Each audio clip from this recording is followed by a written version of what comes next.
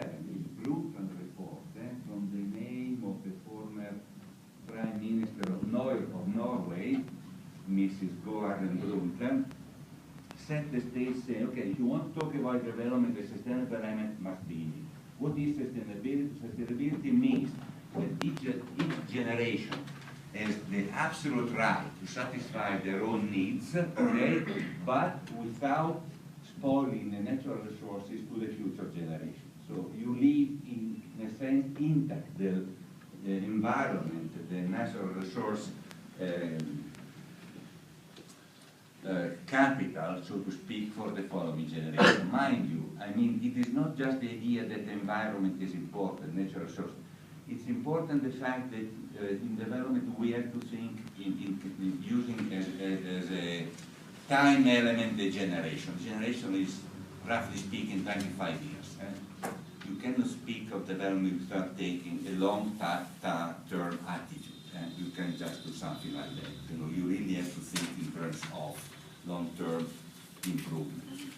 So, not only economic growth, now, since '87, we also have this sustainability element, which is strictly related to the way in which we relate to natural resources, all sorts of natural resources, air, water, minerals, whatever you wish. You know.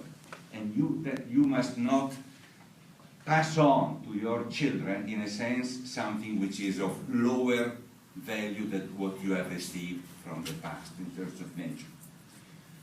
3 years more, you have the Human Development Report, first one, 1990, with the Human Development Index.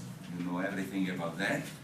But of course, in this report, the Human Development Index is made of GNP, GNI per capita, the economic element, but there are 2 more elements. So the index is made of 3 elements. Each item weights 1/3. Okay, if you look at the index, it weights there. Economy, fine, to capture the standard of living, you know. Life expectancy, to capture health, and different combination of literacy and enrollment ratio to capture education.